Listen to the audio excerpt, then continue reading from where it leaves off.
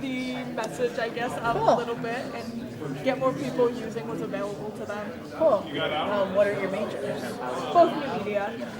New media? Yes. So what does that cover? Okay, Like a lot of I website love design and that new kind of media. stuff? So new media is pretty much anything ranging from developing games and apps, a lot of like website coding, filming, which is also really fun. I love filming, so like directing, filming, editing video. Cool. What else have we done? We did some graphic design for the first semester. Oh, cool. We did stop motion animation for one That semester. was a lot of fun Nice. too. Like old style stop motion, like with We used to have paper items? dolls. Okay. And our It was like we really had a fun. controller and a camera like face down. Okay. And then we would use paper dolls. We would literally move like one click. Right. It was like old fashioned. Oh, cool. It Very turned out cool. really good. I think it was really good. So can I click on this stuff? Yeah, absolutely. You can feel free to flick through if you want to watch some commercials. We've got headphones for the audio and everything. But yeah, it's a lot of fun, and I love new media. It's like it was amazing. I was having a lot of fun with it. So what's next for you guys? What's your next? We don't know yet. We might go to Brockport maybe, Yeah. but I was We gonna. do it. So whatever you decide, are you doing it together? Yeah. probably. I'm just asking. Feel like I'm following You know, because I'm a little bit nosy. Yeah. Yeah. I don't know if you guys know Ian. I'm Ian's mom.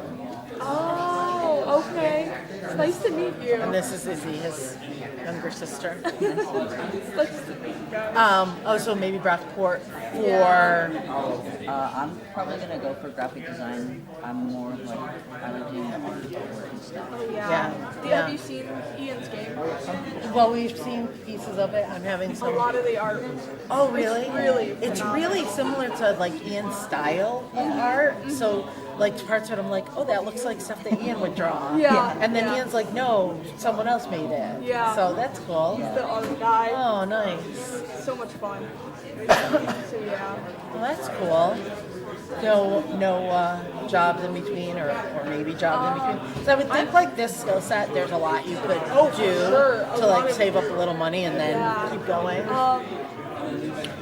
I might be making a website for my family's company because my parents have a paving company.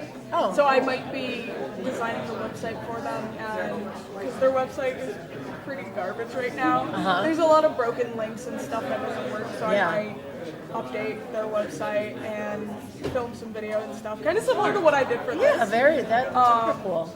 I would think so, you could yeah. freelance some of that work too. Yeah, right? Like yeah, in I'd general. love to. Yeah. I think it'd be a lot of fun. We were also playing with the idea of doing an internship at Blizzard, which is, I don't know how familiar you are with games. So there's a game called Overwatch, and we were thinking of doing an internship for the company that makes the game. Oh. It's super fun. That's super It's a cool paid too. internship. Do so you know it? Overwatch Okay. is so fun. Okay. We're utterly addicted to Overwatch. Oh, so really? it would be a lot of fun because it's a paid internship that pays from like 20 to 50 an hour. Nice. So it's like, That's awesome. Yeah. Well, really cool. I mean, and what a great way to like use your capstone to like, it's a lot like a giving back type oh, of. for sure, Yeah. for sure. I've had a lot of fun working on it. It's Yeah. been a great project. Super cool. Nice to meet you guys. Thank you so much. Nice to meet you guys too. Thank you. You like the way it turned out? I'm so happy with it. I think you? it turned out really good. So we have the website on this monitor, and then these are all our. We filmed 3 mini commercials, and we filmed a interview with Izzy, which Gabe edited, and then we filmed a kind of how-to video, how to get there, with the GoPro, which was a lot of fun. So The white man. But anyway, was it the GoPro one? they had to, Yeah, it's they the had to, they had to GoPro. mention that. The GoPro. Oh, the GoPro is rough. We were gonna refilm it, but we didn't. We ran out of time, so because the GoPro is very difficult Sure. to work with. Cool. The commercials look good. They're on the same playlist if you want to watch those. Yeah. Very cool. The website looks great. Thank you so much. You can feel free to flick through it if you want or whatever. It was so much fun to like flick through it. Yeah.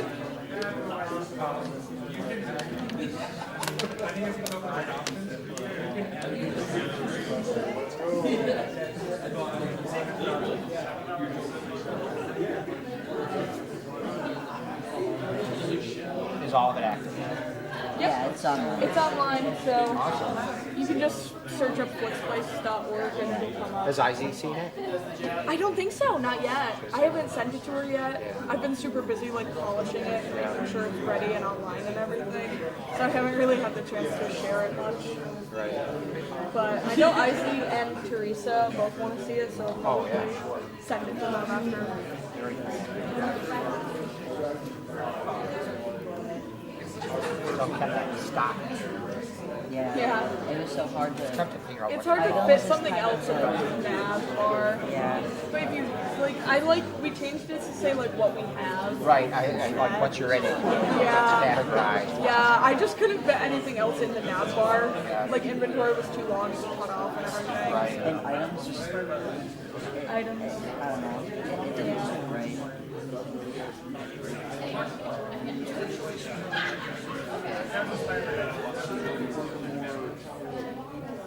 I like it a lot. Thank you. Thank you so much. Well done.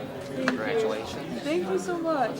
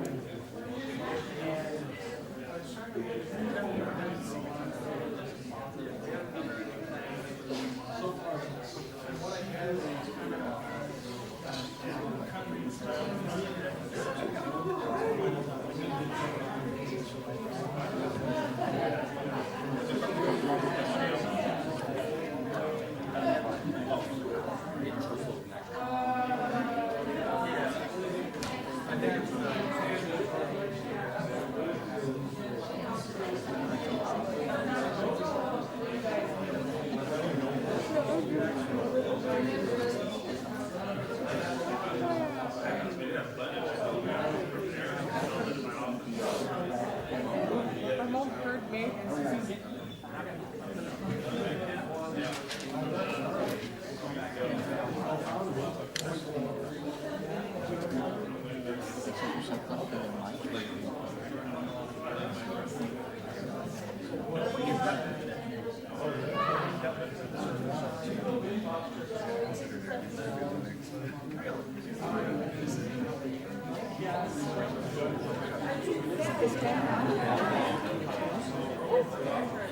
Hi, Mom. There's one view.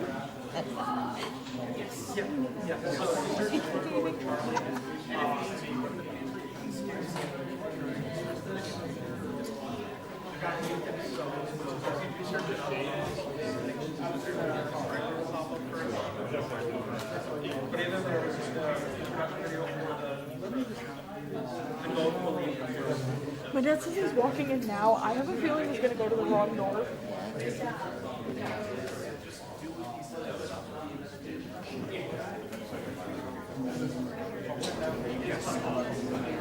Oh?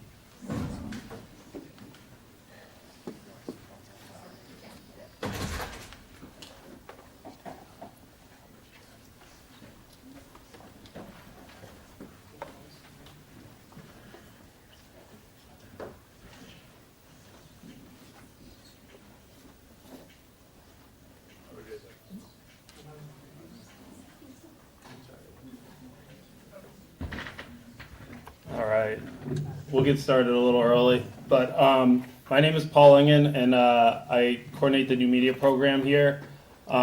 This is the Capstone project, and the Capstone project is encompassing the web and mobile, new media, and game programming and design degrees. So it's a great opportunity to have all these different skill sets build and assemble projects that they come up with. The structure of the course basically is everyone makes pitches to a panel, and the panel consisted of Rick Cook, Dave Gaddu, Amy McGowan, Adriana Musadola, Jeff Kidd, and they basically pitched us the ideas, and then we selected a range of different projects that they developed, and they mixed and matched. So you'll see some people up here for several projects, and some people were leads and co-leads, and they also helped in other projects as well. So you'll see a mix and match of people in the different projects. I want to also thank, besides the panel, Rich Allen and Jeff Babcock, and then Student Corp for supplying the food for us. We have the president sitting in the back, so I have to, So what we'll do is we'll get started. The requirement is let's do a minimum of 2 questions per project. So when they're done presenting, before they can step down, there needs to be 2 questions asked. If you want to ask more, feel free. But we will get started with Campus Treasure Trove. Dom.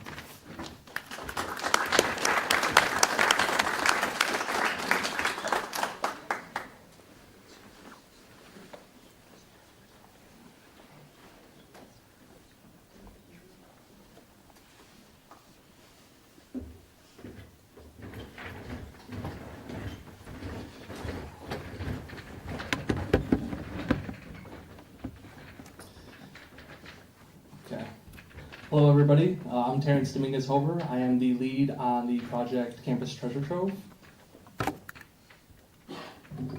So Campus Treasure Trove is an app that is designed to empower college students and enhance their college experience by addressing the main struggles that college students are constantly facing in today's age. Those problems are financial instability, academic stress load, mental health, college social life, and lack of support, and many more. This app actually tackles most of these issues as like a one-stop shop solution. As the lead on this project, I am actually taking the capstone a whole semester early, so I'm actually missing some of the knowledge within coding. So I focused on logo creation, which I did in Illustrator, and then I also did the Figma designing, which was more of a wireframe to show you kind of like how the app is supposed to look and how it's supposed to work.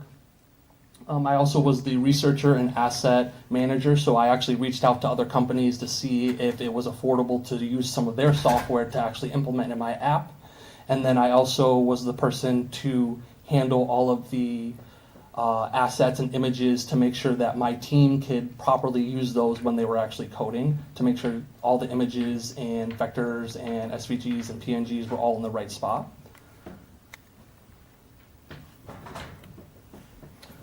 So Adobe Illustrator, if you could play that, Paul. So Adobe Illustrator is a software. It's for developing vector graphics. So all of the Jack right here, which was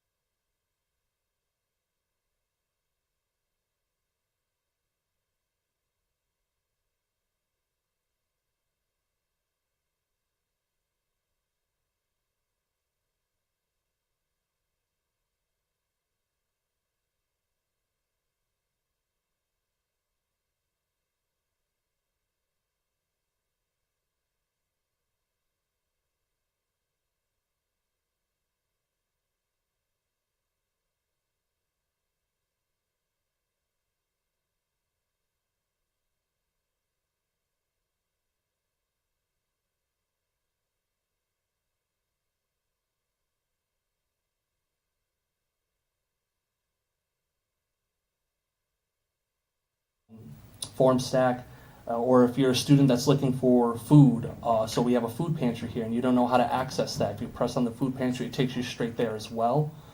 So mostly that's what it does for all of the stuff on there. And then the calendar page is actually our stretch goal. We are still currently working on it, but our hope is to be able to get all the campus events all on one spot for students for that month, because a lot of the times students will say they missed an event and they just had no idea that it was going on. So they can just go onto this app, figure out where what event they want to go to. If they click on it, it should take them to the FLCC website with a bigger description of that event. And then the profile page is just a page to help customize it to yourself. And then we're hoping that when you use some of the resources on the home page, it'll just update on the home page for your quick pick, so it's actually customized to you what resources you use most often. And I'm going to hand this off to my co-lead.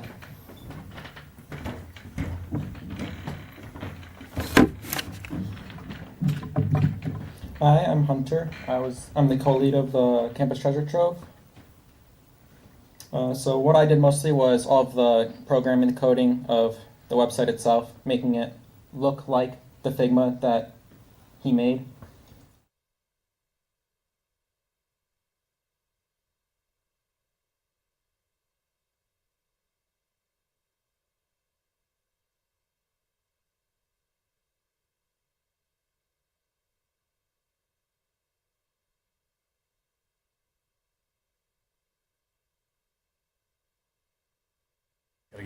Gotta get my notes here.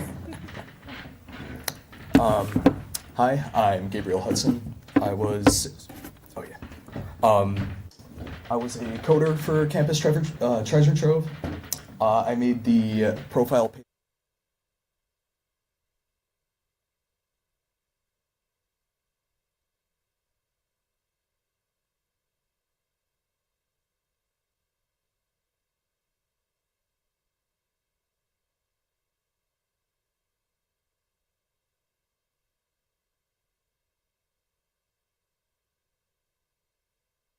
Some odd lines of code compared to the profile taking like quadruple that or more. I forgot the number. The profile page uses local storage, which basically just saves anything input to the device on that page. It'll stay there forever until it's cleared or changed. It has a function that will hide or show a save button depending on if any information on the page is saved. So if you change your username or your profile picture, a button prompt will pop up saying like, do you want to save your work? And you get the option to do so. The page does look slightly different than it does on the slide. Hunter altered it just to fit in with the app a bit better, which I do agree is a very good change, but I will hand it off to the other coder, Tommy. You got it. Hi, I'm Tommy. I worked on the Explore page. So the Explore page, its main purpose is to map out the Canandaigua campus, and if you put any two rooms on the same floor, it should try to give you a route to take to get to the other room. It is mostly successful. Some rooms it has trouble with, but I'm still ironing out those kinks. I used JavaScript to make most of the actual methods. Paul helped me with that because I have never touched JavaScript in my life before. So yeah, I am handing it back off to Terrence. It's over there.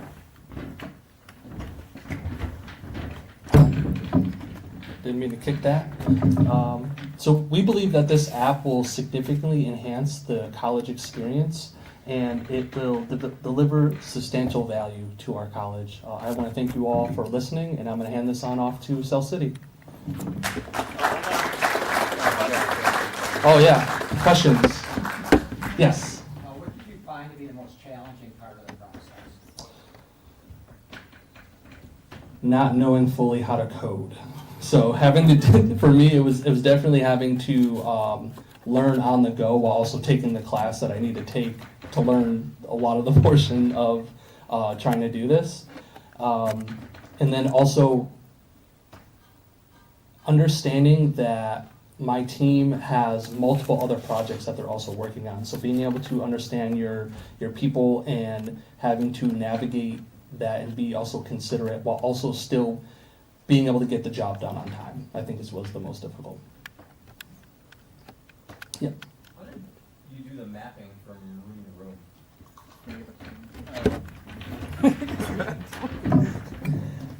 room? So we have a manual data, not a database, but we have a manual file with every room in the Canandaigua campus on it, and then all of the connections to other rooms it has. And then we run an algorithm to just basically go through the connections between rooms and find a path. It's not necessarily the best path, but it is a path between two rooms. All right, thank you.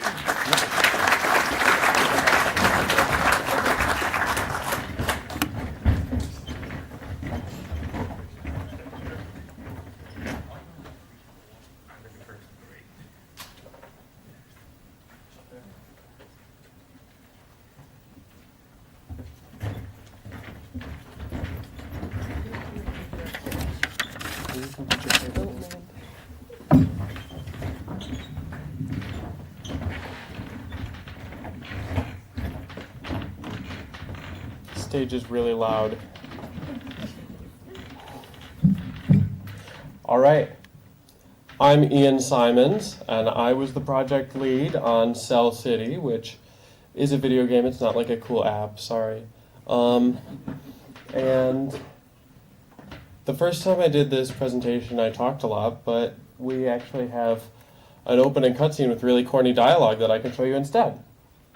What do I point at?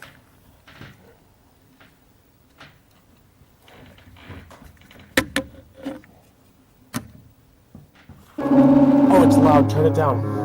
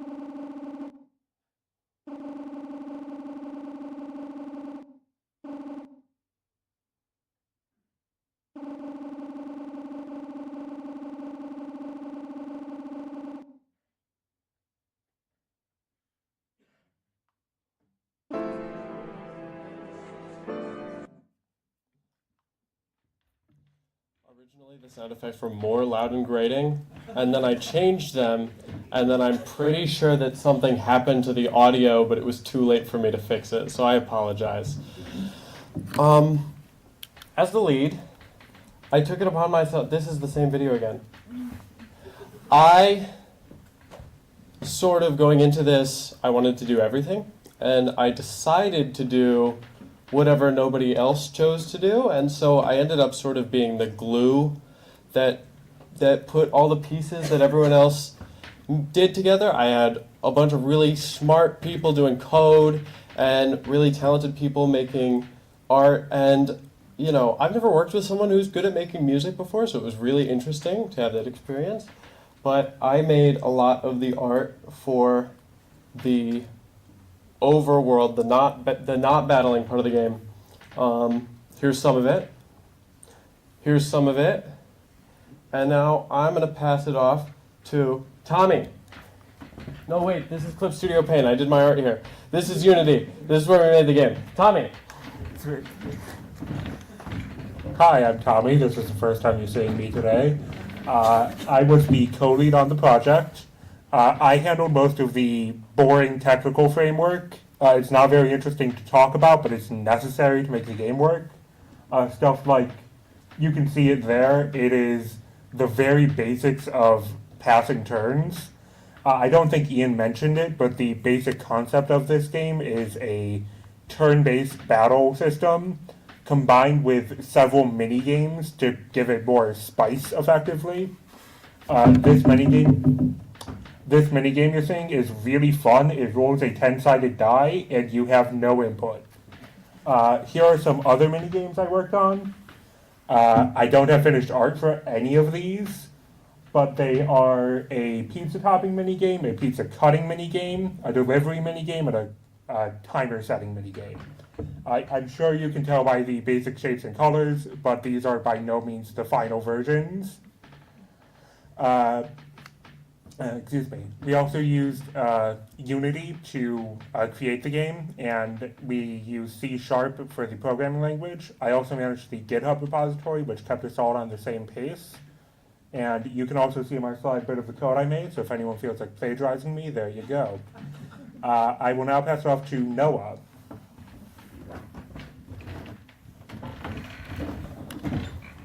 Hello, my name is Noah, and I worked on the Players minigame. The Players minigame is based on rhythm minigames where the notes drop down to the buttons and the player must hit the button as the notes pass it. The closer to the middle of the button the note is, when you press it determines the amount of damage that you do to the enemy. For example, pressing the button when it's in the middle of when the note is in the middle of the button will deal much more damage than if you were to just touch it out, like when it's just barely touching it or when it's just barely leaving it. There are two different versions of the minigame. The first is a 4-note version, the second is a 6-note version. The 10 variations of the minigame were created, 5 for each version, so that's 5 for 4 notes and 5 for 6 notes. Next up is Kiara with the music.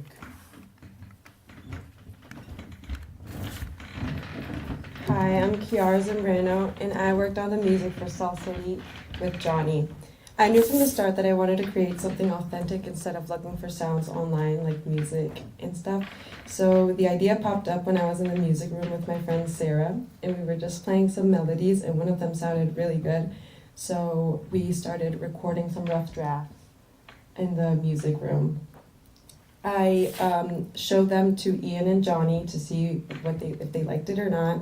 So we met up and we made some small changes to these songs. We then collaborated with a music student who helped us get clean recordings at the studio. And here's a rough draft of what we filmed.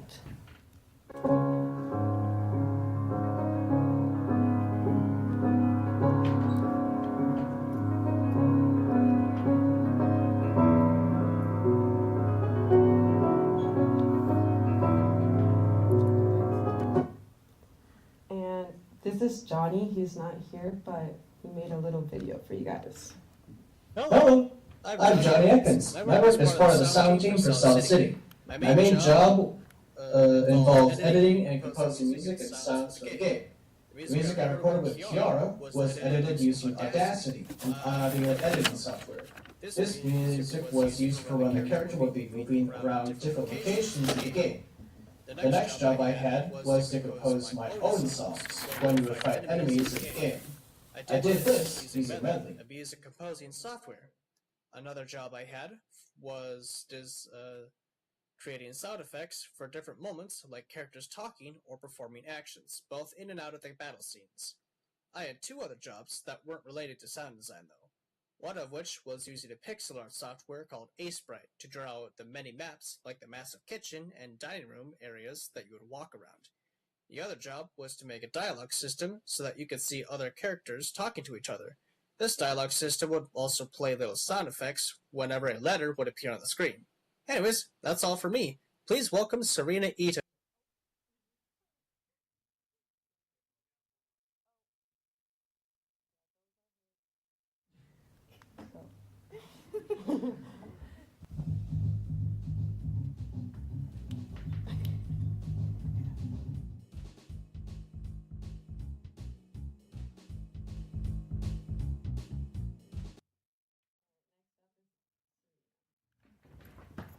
Hello everybody, I'm Serena Eaton. In the very early stages of this game, I was lucky enough to bring some of Ian's ideas for characters to life and try to get them down on just some simple paper and kind of hopefully design some of the characters in the way Ian liked.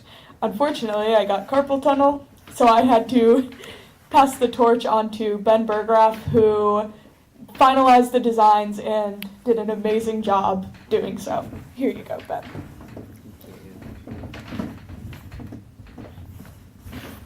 Hello. I'm gonna adjust the mic for a second. I'm Ben Berggraf. I did not all of the finalized art, but a lot of the finalized art. I lined and colored the talking sprites, which kind of display character motion. Same with the battle sprites, which I'll show in my slides in just a second. And then I lined, colored, and I fully shaded the intro panels, which kind of just show what the storyline for the game is. So here's some of the talking sprites. They show up in the kind of bottom of the game. You have the main character Casey here, and then you have the main antagonist, both shown in that intro scene, which Ian showed in the video. And then here's some more talking sprites. These were talking sprites for the enemies, so you have the other antagonist up at the top there. He's the pizza parlor owner, Louis. And then there are some generic kind of just enemies that you run into throughout the game in the restaurant. And then these are the battle sprites. They appear kind of like when you get into battle. For these ones, pretty basic, but as you'll see, the main antagonist for the pizza parlor, Louis, he has kind of like a hurt indication. So when you land an attack on him, he just kind of goes a little bit. And then this is just reiterating what I did for the intro panels. You guys already saw this, but just kind of a little bit bigger. These were super fun to do. I did all of these in Clip Studio Paint, which Ian talked about a little bit. It's basically just a cheaper Photoshop alternative. So all illustration was done in there. I had a lot of fun, and I'm going to introduce Ryder Wake.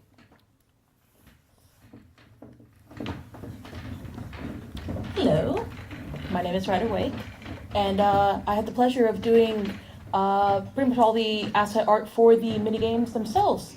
And I'll be going through all the separate assets themselves from each minigame. For example, this is the toppings minigame where you put all the toppings on the pizza. Nothing crazy. It's 4 different kinds of toppings, and they're in 3 different states, one in the containers, and when the player gets the toppings, like picks the toppings, it goes into the drag clump version right there, and then obviously the spread version when it's put on the pizza itself. Nothing too crazy, you know. Next was the cutting minigame. Obviously I had to include a bunch of different states of the food being cut. You can see full, a single cut, second cut, third cut, etc. There's the knife that you use up in the corner there. And all of them cut pretty much the same except for the eggplant, which for eggplant bakes, you're not going to just slice it normally, cut it in half. You know, it's cutting. I feel like most of you guys know how to do that. This is the serving game. You have to drag the food to the right table. You have your 2 different types of tables, one's with 4 and one's with 2, if you're on a little romantic date. I've never drawn a person from bird's eye view before, so that was a new experience. And of course you have your dishes, your eggplant bake, pizza, and spaghetti. Yum! And yeah, this looks really complicated. This looks like a lot. It's just pouring water. Again, I feel like most of you guys know how to do that. I just included the different states of like fullness of water in the like pictures on the side, obviously in the glasses. It's not rocket science, it's just art. This is the timer minigame. Obviously you have your really cool industrial oven that I had a lot of fun rendering. And you have your timer, you gotta drag the timer to the right amount of time. The dial itself for the timer is not actually behind a white background. You just wouldn't be able to see it with the background of the slideshow. Nothing too much to say right there. And yep, this is the cutting minigame, the pizza cutting minigame. You cut a pizza. If you haven't done that before, then that's cool. Not much to say about that. Little side note, the blue cutting board is Cooking Mama inspired, because all these assets are supposed to be like Cooking Mama inspired, because that was like the style. Like all of the different levels were going to have different styles based on like pre-existing games, so this was going to be Cooking Mama style. So I included the classic blue cutting board in homage. All of these assets were done in Clip Studio Paint, by the way. Same as these backgrounds that I did. These are for like more cutscene based stuff. The checkerboard is for like the mini game as well. Yeah, it was really cool. I've never done backgrounds before this, so this was really fun experimenting and trying it out. So I feel like I learned a lot from it. But I'll pass it back off to Ian. I know what every single person in this room is thinking right now. Who cares about video games, right? Stupid. And we just showed you a bunch of stuff, right? A bunch of little pieces and parts, but it didn't really come together. And so I have a video of the gameplay, and it's going to make everybody love video games. If I can remember which one is forward.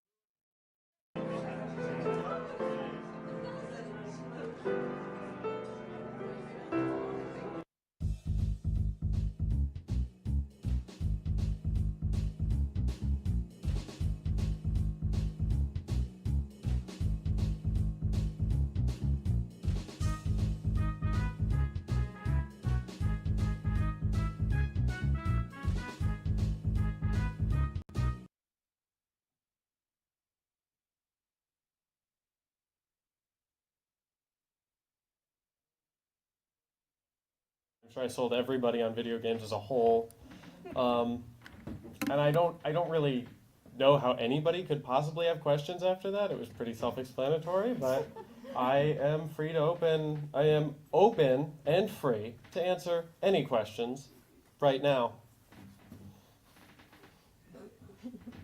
That's fine.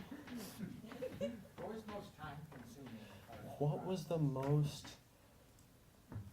I want to say just because it was so complicated to set up, probably doing the music. Because. Ben says it's the art. Well, yeah, art is always time consuming. I was going to say what's the many games, but Everybody thinks that what they did is the most time consuming, but I did everything. I was there. And it took like 3 weeks for us to, we collaborated with a student from the music program at school, and so we got to go to a recording studio. It was really cool, but it did take forever to set up because we just kept getting dates wrong and stuff. But it's really cool to work with musicians. They're smarter than I am. So I noticed in the art you had a need to full. Mm-hmm. Did you consider overfilling in terms of what would happen if the player filled the glass for too long? In the end, that one didn't end up getting included, but it totally would have been the point. Like, you have to get the perfect sweet spot, because the whole point of the game is that none of these people are trained fighters. They're all brainwashed and attacking you, so they're not like, they're attacking you with their personal skill sets, which in the first area is a pizzeria. Other areas would have gone on to, I was going to have a museum and the college, but this is what we got to, and we didn't even get it on those computers. So a very kind woman in the back raised her hand, and I would love to hear from her. I was trying to figure out like what you're trying to accomplish in the restaurant scene. Just getting from point A to point B. You're escaping? Yeah, I found it difficult to naturally convey the plot in a way that didn't feel too exposition-y, which is why the intro cutscene is completely exposition-y and corny and really loud. But he's trying to get to school, and he's going to be late, so he's cutting through the pizzeria. But in the intro cutscene, the guy who owned the pizzeria, he got brainwashed, so he's in danger. And I yield the rest of my time. And I would love to introduce, I keep saying Project Nightfall, but it's not Project, Ryan with Nightfall, FLCC Nightfall. Clap more for him.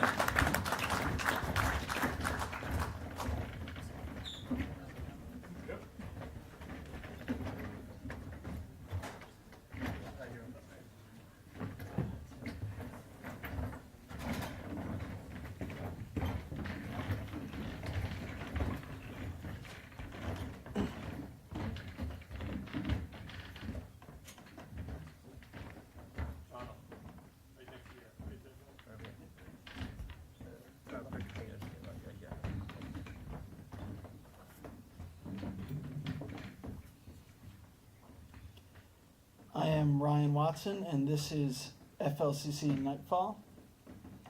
FLCC Nightfall is a horror game taking place in a building inspired by the FLCC main campus library. It was made in the Unity engine, and the goal of the game is to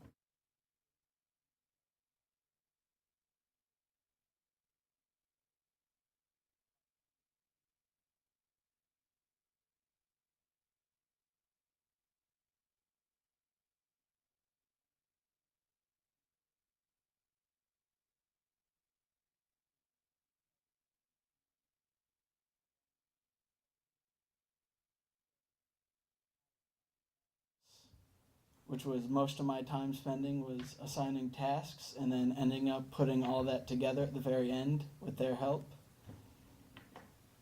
So you can see there some of the level design I did, like putting books on the bookshelves, setting up the furniture around the room.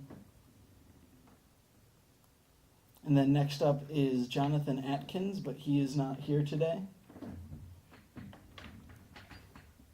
Hello, I'm Johnny Atkins, back for round 2. I worked as the sound designer and co-lead for Nightfall. As the co-lead, it was my job to work with my team to keep us all on track. I also made the poster for the game using A-Spray.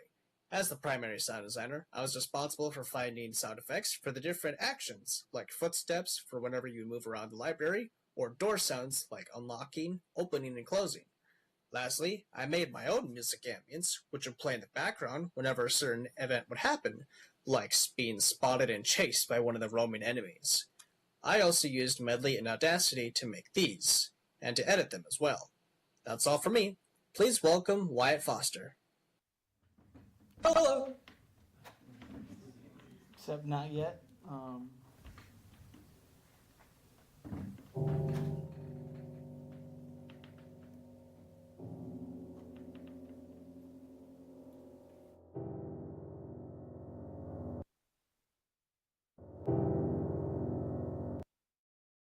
But he also did the poster for Nightfall in A-Sprite, which is the icon in the top right corner. And then next up is Wyatt Foster.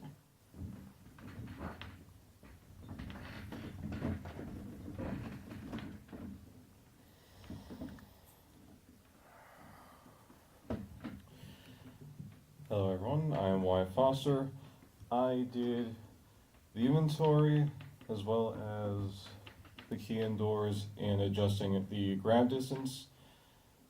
Generally, I had two options: either make the inventory be a backpack you pull out, which would be a little bit cumbersome, and well, really, you're dealing with these kinds of enemies. It would be a little bit awkward to do that. So instead, I chose the second option, an actual belt that you would be wearing, a little tool belt of sorts.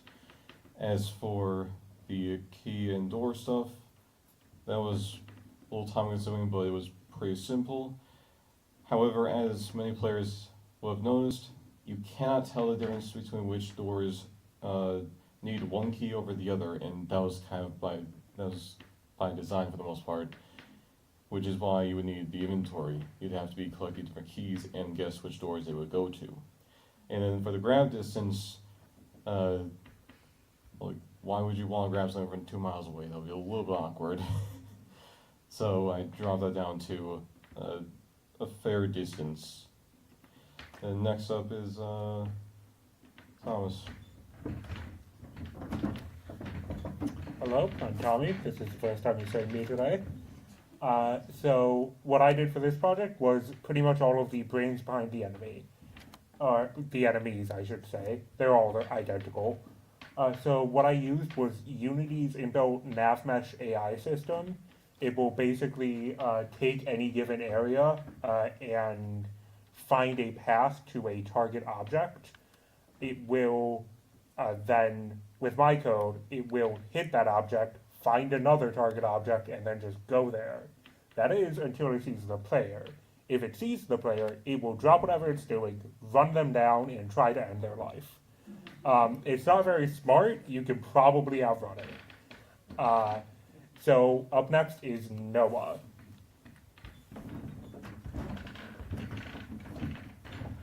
Hello again, my name is Noah, as you probably know. I am responsible for most of the interactable UI elements in the game, such as buttons that take you back to the main menu or take you to certain scenes when you either die, win, or just need to move forward.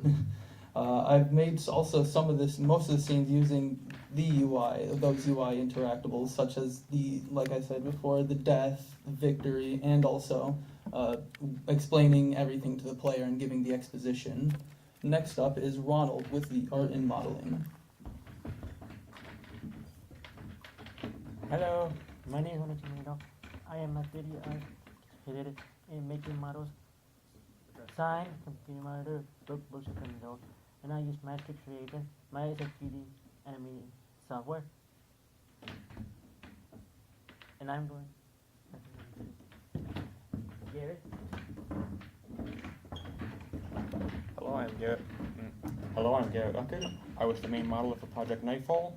Ryan would tell me what to make and I would make it.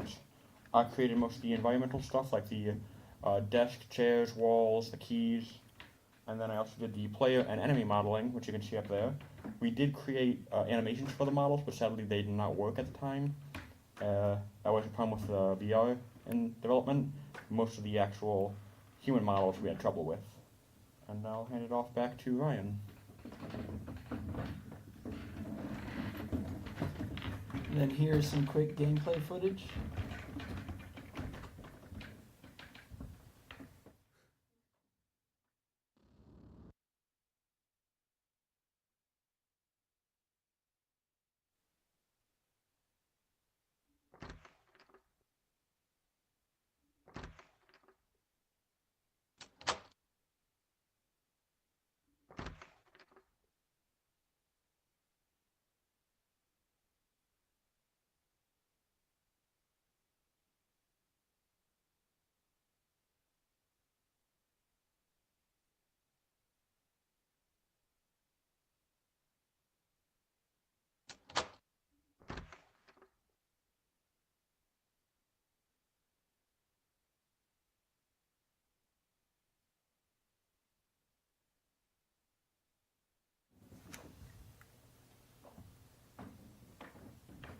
I have 2 questions. Are students allowed to ask questions? Yeah? First question. That doesn't count as the first question. I want to know your thought process because it's pretty bright for a game called Nightfall. So in that gameplay recording, I forgot to turn on the roof element in the editor, which had a lot to do with the darkness. Why not just call it FLCC Daybreak? Sorry. You still need 2 questions. That doesn't count. Okay. Dave. I don't do an awful lot of VR games, but is that inventory system typical, or is that kind of something bespoke that you all created? So in many games, like Wyatt said, it's either a backpack system or a belt system. Yeah.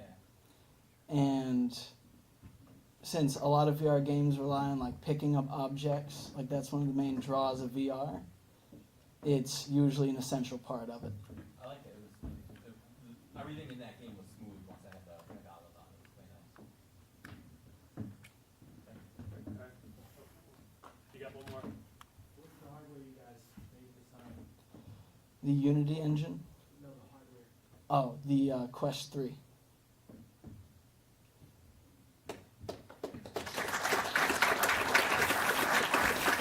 Next up is school tour with Charlie.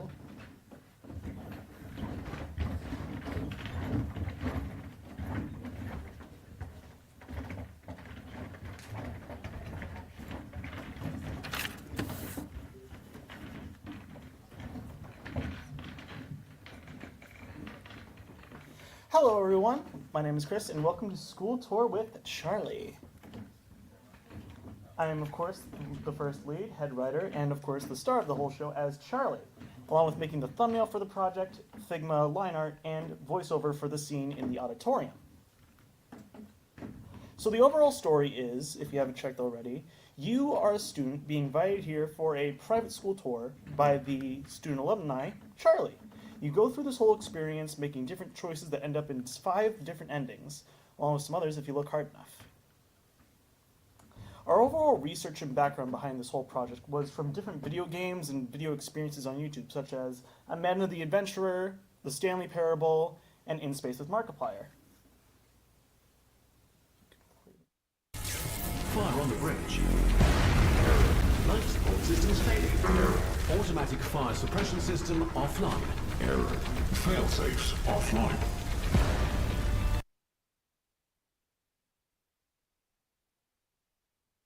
For the overall format of the video experience. I'll now be handing this off to my co-lead, Logan.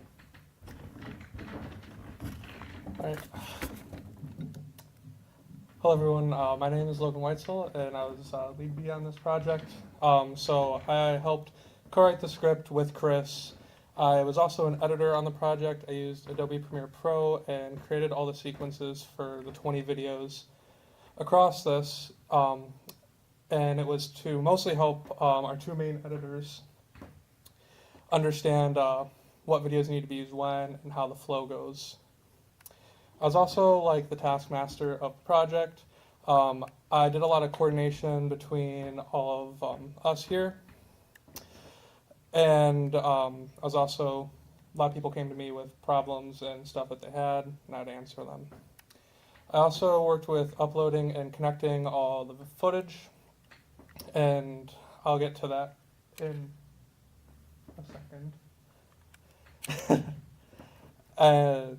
Sorry. So I was uploading and connecting videos as well as filming and acting. So for the uploading and connecting videos,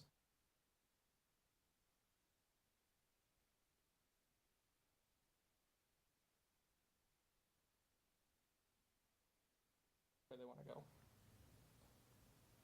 So for the filming process, we used a GoPro Hero 9, and it ended up working out really well when it was mounted to my chest because being a little taller, it was about, eye height for Chris, so it gave a real good first-person point of view. Oh, sorry. Can you put it?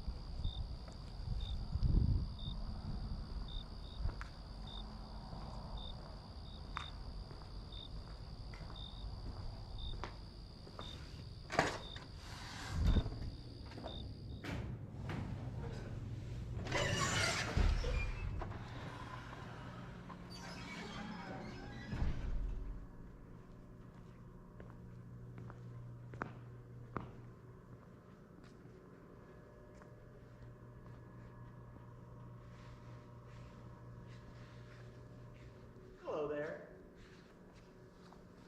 My name is Charlie, and welcome to FLCC.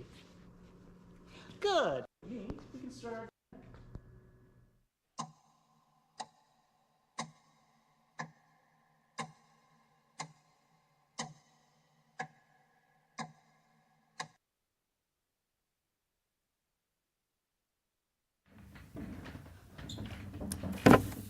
It's me.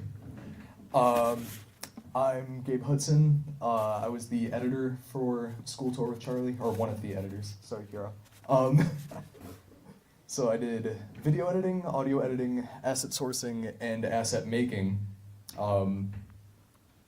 So the editing, sorry, I gotta fall off my notes here. It was done in Premiere Pro, and I used Adobe Illustrator to make some assets. It was a more unique edit, seeing as it's 20 some odd videos sprawled across, like, different paths and stories.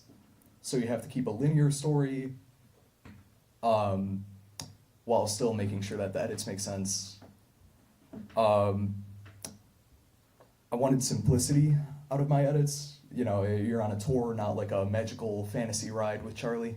So I wanted it to be focused on the tour as much as possible.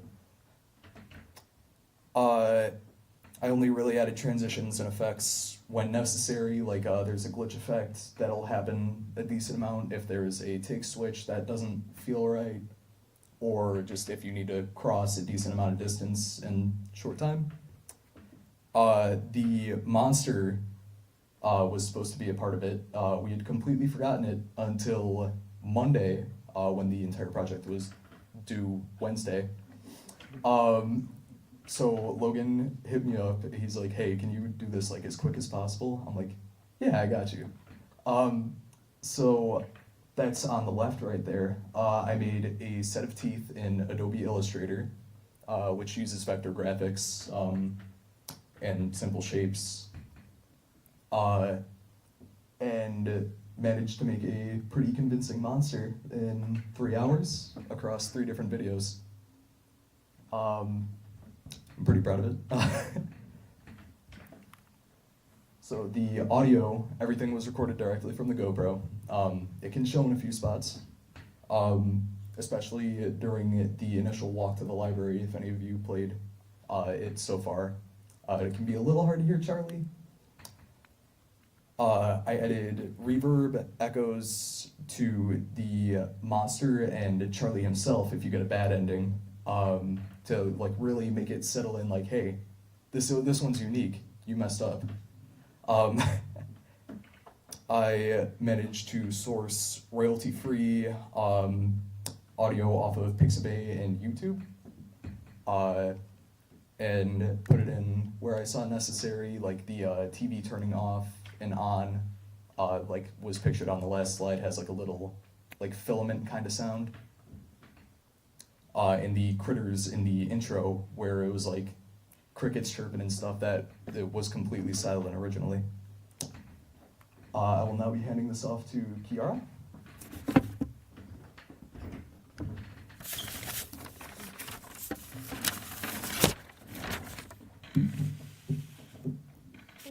Hello, it's Kiara again.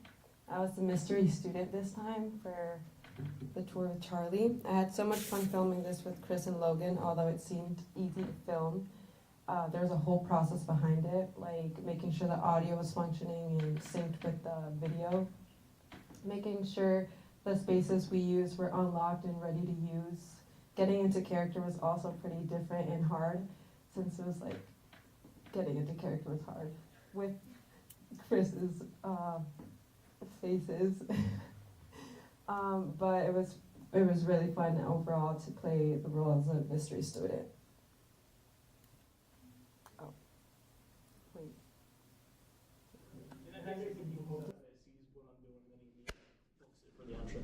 Okay. Okay. Let's try it again. Do not laugh. Not laughing. Do not laugh.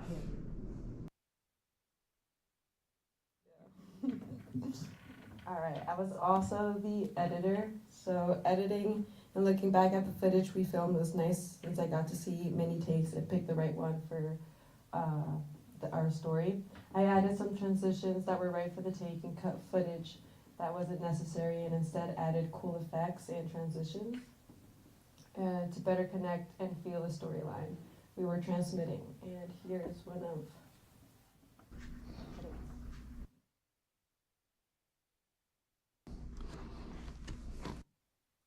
I also edited all of this in Premiere Pro, same with and I'll bring it back to Chris. Play now. So if you haven't played it already during the exposition or scanned the little QR code on your pamphlet, you can scan this QR code right now and start playing the game yourself. Now, any questions? A little early there. Yes. What are you guys proud of? I'm most proud of the overall structure we were able to make this in the time that we had. Because we were in a lot of time crunches. Granted, we didn't get to do all the endings we wanted to. For example, there was going to be originally a secret ending during a brief moment when you entered the student lounge. And my original idea behind that was going to be something silly, goofy, in which I was going to bring my dog in and basically put him in the costume that I'm wearing right now as like a funny little ending right there. Yes, Dom over there. I'd say we would have probably put in a more... Well, the monster already there is very impressive. If we could have gotten a little more, I would have loved to see more of that. And I don't know, Logan, what would you think? So I don't know if that's playing from. I'm not going to touch that again. I'm sorry. So if I had more time personally, I would have liked to have had more storylines to it and have more options. I mean, as much as the 20 videos was a lot, I would have liked to have seen more personally. And going back and maybe reshooting a scene here, a scene there, just making it look like as clean as possible. But I think, adding stuff like the monster was amazing in the time given, but just having more time to make things look higher quality, mostly. Any other questions? Thank you. And next we have my friend Flick with Ryder.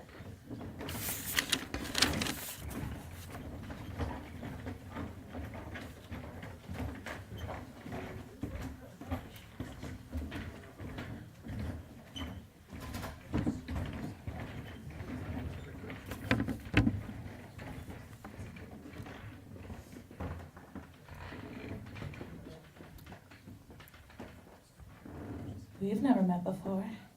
Yes, we have. I'm lying. All right, everyone. This is my friend Flick. I don't know if you guys got a chance to play, but this was a very beautiful experience I got to share with everyone on my team. But first, it's my friend Flick. What's that all about? Let me get into it. This is a Tamagotchi-inspired mobile game, which is further inspired by other games like Talking Tom or other kind of animal-carrying games in general. My friend Flick is all about the school mascot, Flick.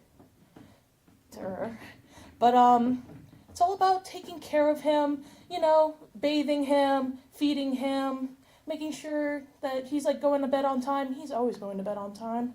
But not only is this about like taking care of him, this is also about taking care of you. This is all about building healthy habits and getting involved with the school itself.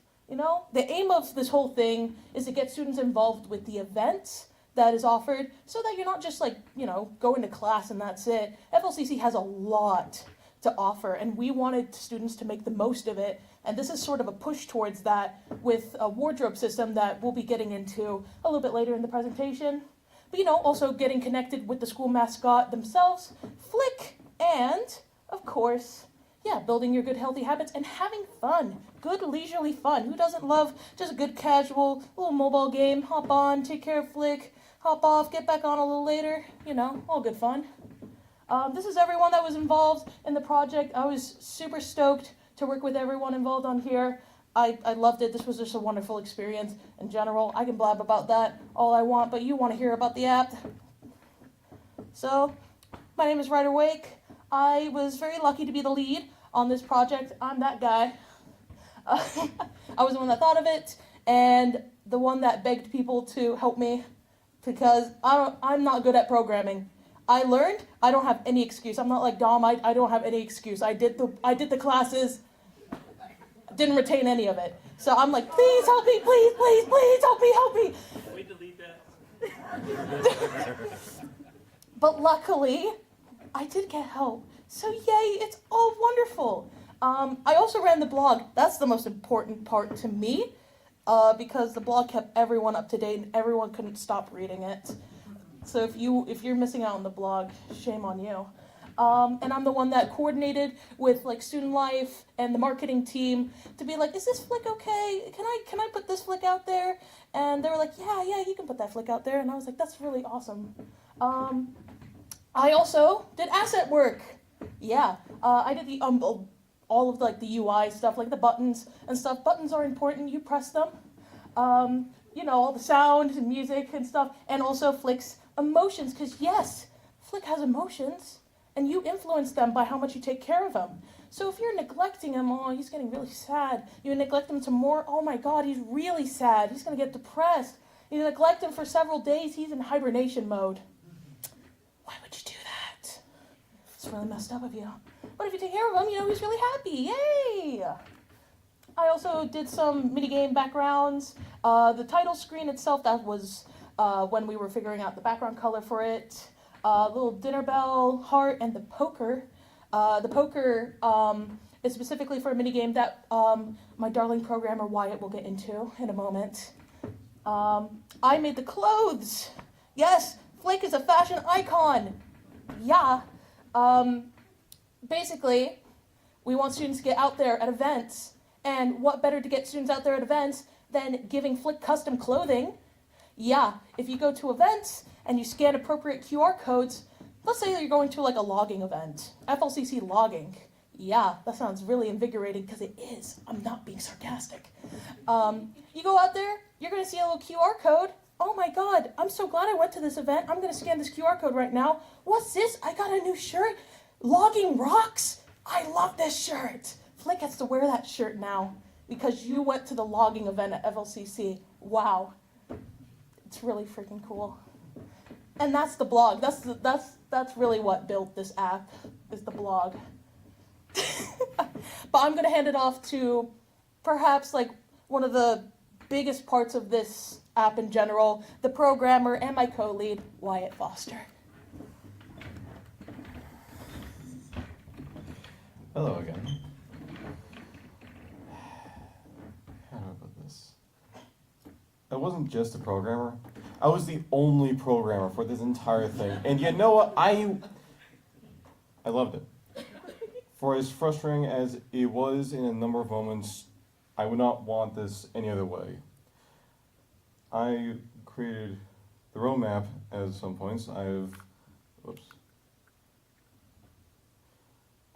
pretty much put together the assets to make it work and all that. I breathed life into this game. I made him walk. And just to be clear, we did not have an animator, so I did that part. And I kind of just grabbed a few sound effects here and there that I could find just to make it, it sounds nice that way. Anyways, Flick Storm. Yes. So, programming is a mix of wizardry and smoke and mirrors. This was, Flick is actually 3D if no one's noticed. And honestly, thank you for not noticing because that was the point really. This way I didn't have to, make him shrink down as he moved to the back. It's just, 3D camera, Flicks in a 3D world, moving back and forth like a paper character. As for backgrounds, I feel like that's self-explanatory. And then the hunger, mood, and hygiene. I don't think a lot of players notice this, and honestly, I'm sorry, but I may have made the values a little bit too slow. Those bars will go down slowly, and as those do, Flick's mood, with a little happy face there, will slowly switch from happy to unsure if you're actually paying attention, to sad, to more depressed, and eventually, when he's tired of you, he'll just go to bed. He will be hibernating, and I'll explain that later. And then we got the settings button, and I'll also explain that later. The mini games you can encounter as you take care of Flick. Scrub a Flub, which is in the middle, quite self-explanatory. You scrub him up, or suds him up, then you wash him down. Then feed a Flick. that one's just a simple guessing game. And there's a little secret with how to play it if you play it a few times. Or as of the version right now, you just brute force it and just put everything onto this plate. You'll figure it out. And then Poker Face, or as I like to call it, the booping minigame. My favorite. All I gotta do is just try and boop him 3 times. Originally, I was thinking if you fail, you get booted back out of the minigame and have to retry again. But that would be a little too mean. So instead, Flick just becomes a little bit more awake and starts mumbling in his sleep a little more. And then the wardrobe scanner and other things. Simply put, we want customization. Otherwise, why would you be playing this game? But really though, as Ryder has put it, there will be QR codes hidden around the campus during different events and whatnot. If you go during those events and you scan those QR codes, you would unlock new outfits, such as the I Am Awesome outfit. And the scanner, my god, I hate scanners. But yes, that whole thing works. And as for the settings, which I have neglected to have anywhere here, simply put, you can set his bedtime. You can tell him how many classes you have and when they happen, which days and all that. Because we don't want Flick to get in the way of your education. He's here to be your friend. He's not here to distract you like, I don't know, some Fortnite player, I'm sorry. So, because he will be in class himself while you're in class. Meaning you cannot do anything but just look at him while he's in class as he's trying to figure out which highlighter he wants to use for the notebook. While the bedtime, well, it's also self-explanatory. Tell him when you would usually go to bed, and he'll go to bed around that time. And, well, I feel like it's quite obvious, sleep is important, and Flick sees it as well. Other than that, got some other small things here and there for, usual things like sound and whatnot. But, yeah. Next up, Ben. Hello, I did some of the assets for this game as well. So I did the design for Flick, and then I did the minigame assets, some of them, and then I did all the backgrounds that he walks around in. So for the design for Flick, obviously he's a sea monster. I wanted to kind of squish and condense him down to be more friendly, to kind of convince you that he needs taking care of. So he kind of looks more like a little baby. Those are all the little assets I did for the different mini games, and then when he walks around. And then these are just kind of simple. I wanted everything, again, to be kind of friendly looking. So you have like super simple fruit and just kind of miscellaneous stuff. These ones are the vegetables. I'll show you the fruit in a second. This is for the mini game where he eats. There's the fruit, and then the drinks that you can give him. And then I did the nice little refreshing soap and bubble for the Scrub-a-Flub mini game. And then this was the hardest part, was the backgrounds. I don't usually do backgrounds, so I had to learn how to do that too. That's where you'll see him in the classroom, reading a book. Then that's his closet. Again, I just wanted everything to look kind of simplistic and friendly, for lack of a better word. There's his kitchen, and then that is the bedroom, empty, and then one where he's sleeping. And then we have the bathroom, and then the nighttime sleepy state. Wyatt was the one to mention the doors, so I did end up having to redo some of the rooms, but it was a challenge, but I'm happy with how they turned out, and how everything was kind of lined and colored. And then I'll introduce student Ian. Hello everyone, my name is Serena Eaton, and you'll never guess what I did on this project, more concept art.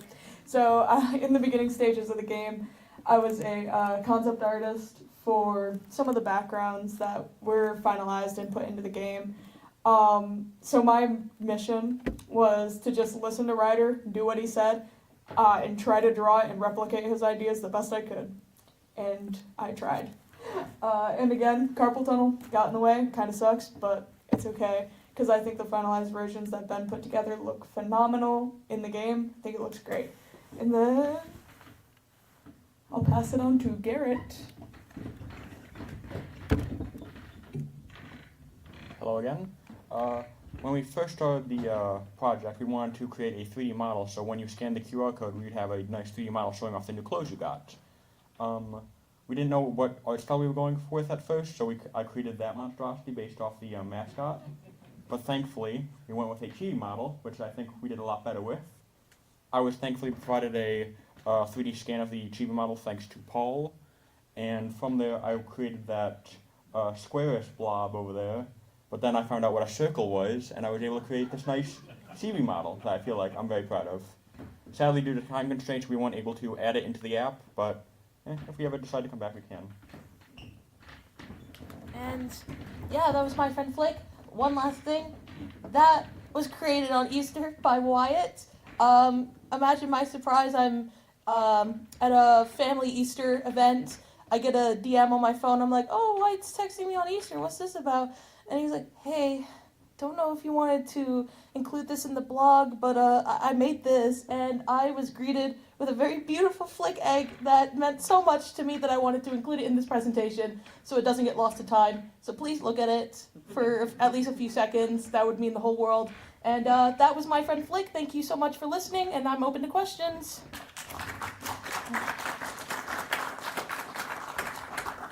Yes.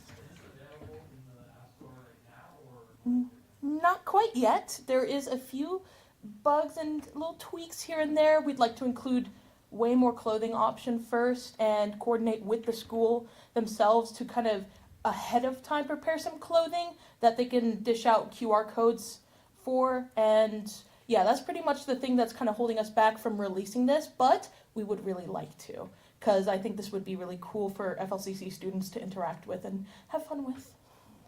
Yes.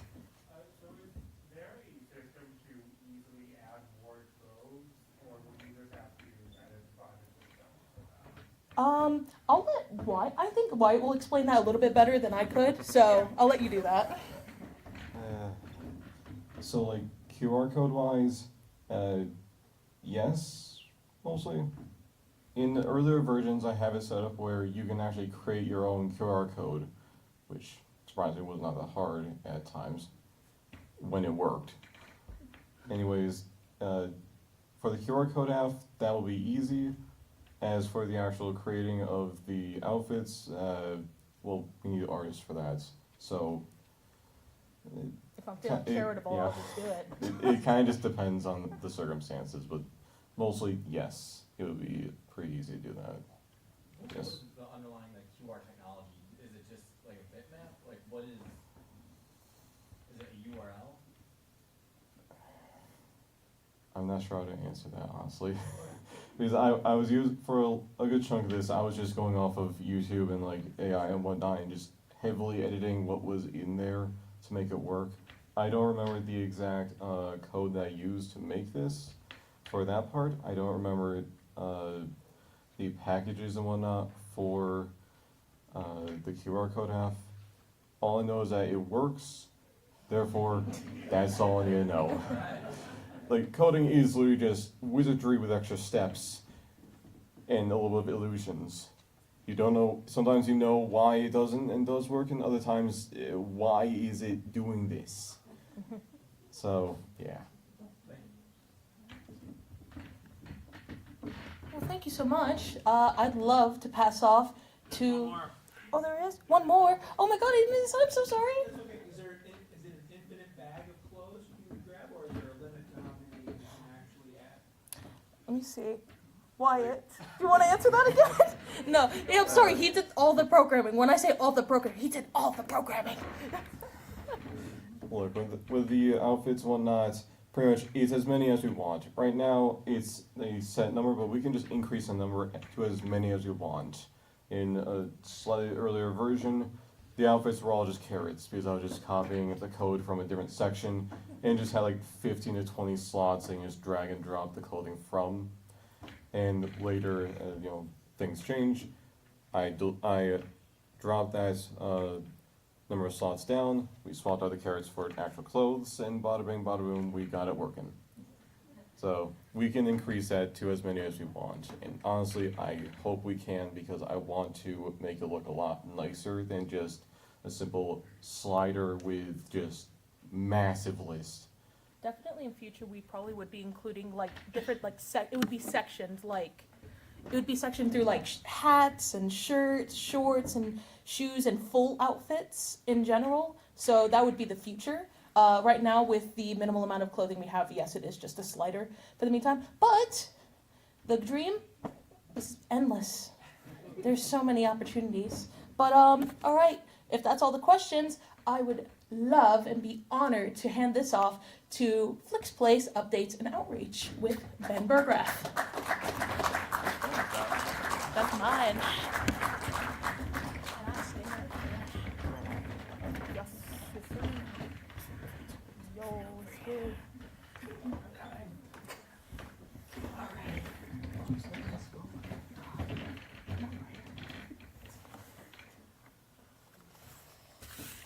I got note cards.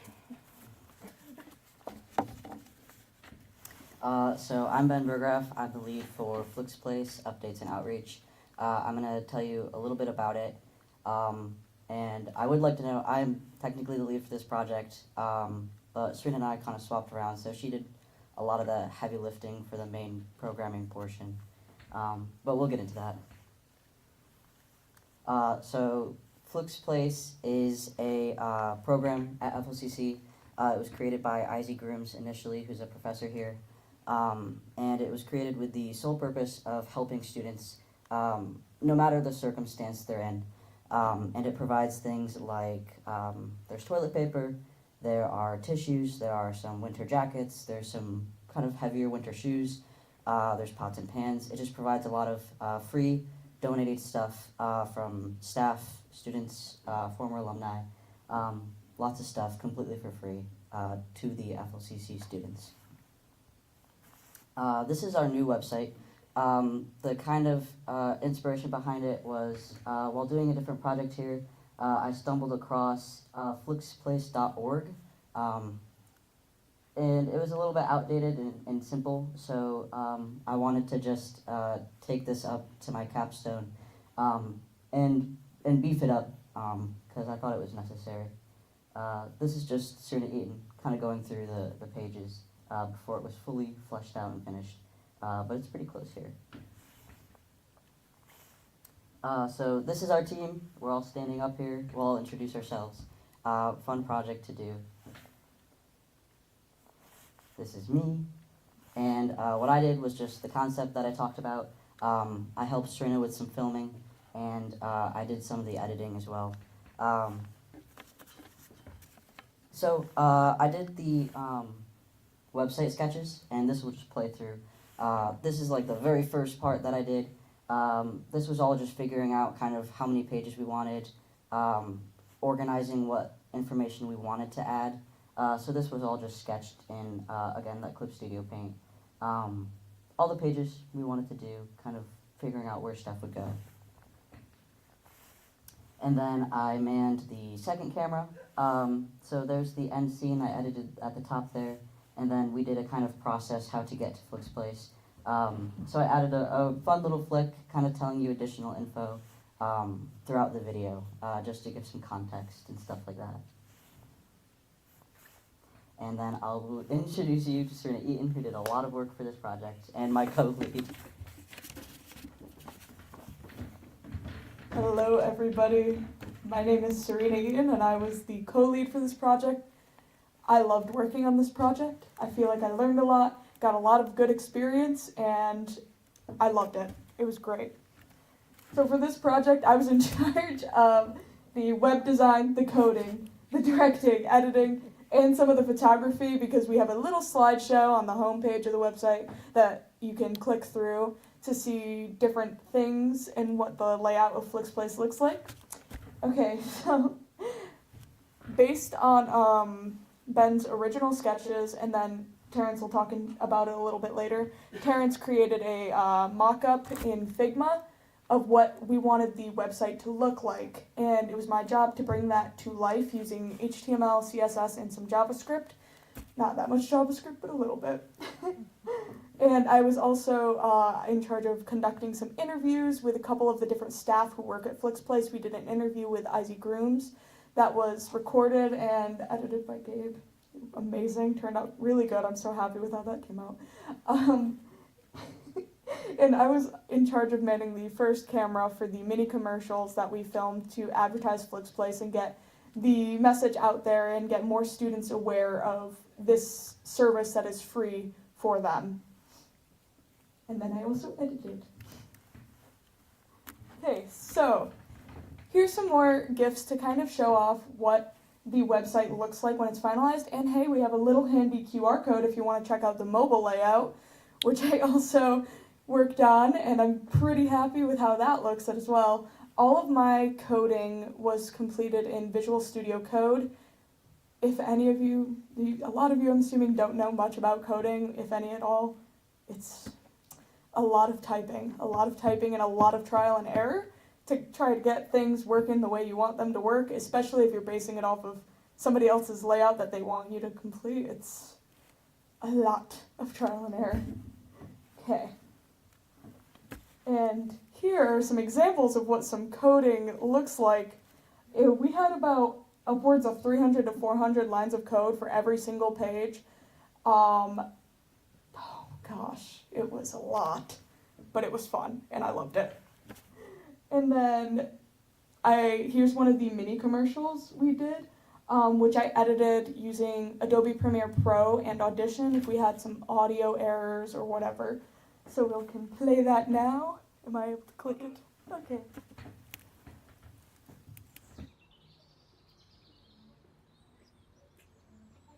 Hey. Oh, hey. You okay? You seem really cold. Did you forget your jacket or something? No, it's not that. I just couldn't afford one this year. It sucks, but not much I can do about it. Oh, no, wait. No, I know what you can do. Why don't you go down to FlixPlace? They got a bunch of stuff, including seasonal clothes, so you could probably pick up a jacket there if you wanted. You're telling me I can just walk in there and get a jacket for free? Mm-hmm. Yeah, completely for free. Come on, let's go see what they have. All right.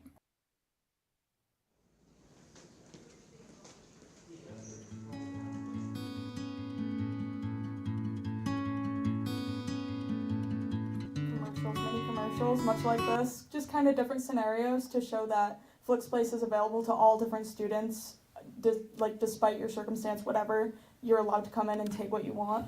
So we wanted to convey that with our little mini commercials. And then I will be passing that off to Gabe Hudson.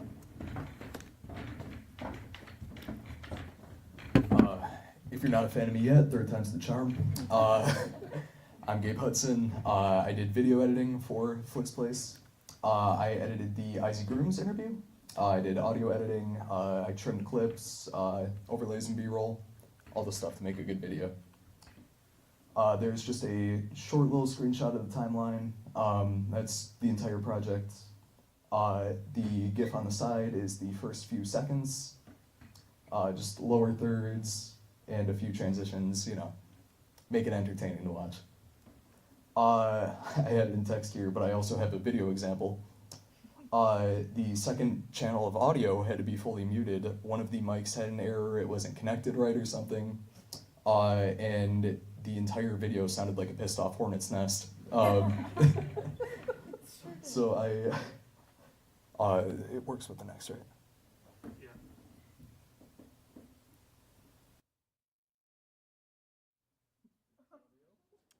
Ken, I am Izzy Grooms. I am the coordinator for the Nutrition and Dietetics program, and I teach most of the nutrition classes here. Sure. So my oldest, who is now 4 years out of undergraduate degree, out of college. So that's 8 years ago when she was moving into her dorm.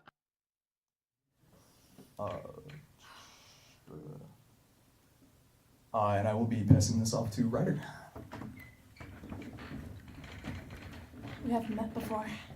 I'm Ryder, and yeah, let's just say I'm planning on getting my Oscar because I was an actor and a blogger for this group, and I was very thankful to be part of this because it's a wonderful cause. I love Flick's Place and getting the word out by any means necessary, even if I gotta show off my acting skills.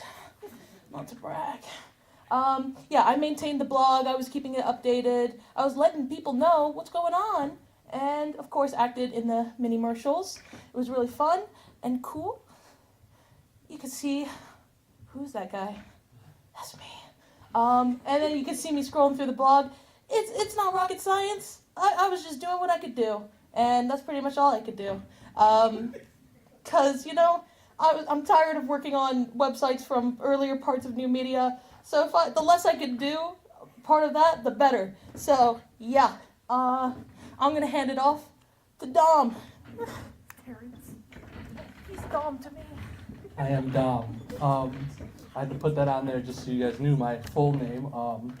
But Terrence Dominguez Hover, hello again. If you don't know, I actually really love Figma. So I just designed mostly the wireframing for Ben after they gave me the sketches for how they wanted the website to look. So I just created a interactive, just a basic layout, just so they can mess with kind of whatever they really want to mess with afterward. And since I didn't really have that many I was a lead on another project, didn't have that many people, I wanted to make sure that I got this done pretty quickly for Ben so they can move on with their project. So I think I did a pretty good job. I know it doesn't look exactly like this, but it definitely gave them a good jump off point. So.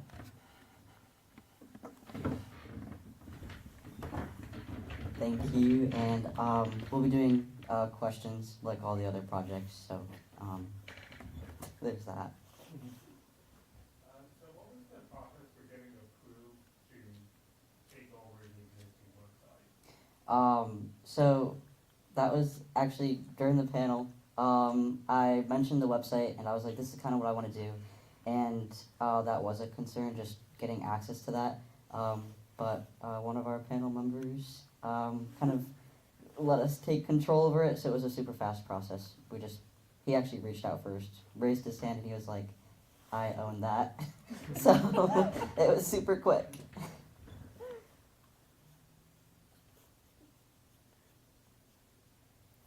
With so many of you working on so many different projects, did you find time management to be an issue for some of these? Yeah, the drawing, at least for me, the drawing part took a long time, so kind of like when I was doing all that, which is kind of why I started off as a lead, and then very quickly, Serena had her hand issue, so it was really tough for her to even really hold a glass of water. Not to put you on blast, just so we kind of just swapped around. That was super quick. I was like, I can draw, I'll do that for you. My hand's fine. She can type, so you can do the programming for that. But it was super difficult to figure out how to really space our time, especially with other classes, and this being a lot of people's like final semester, so they're all really important classes to pass. It was difficult, but we made it work. So. Sabrina, thank you for remembering how to code. You're welcome. It was hard. I'll tell you that much. I really had to scratch the back of my brain to get those brain cells working again. So. No, she did a good job. It's not a matter of remembering, it's about not wanting to do it anymore. Well, I wasn't going to say that. Thank you very much. Thank you.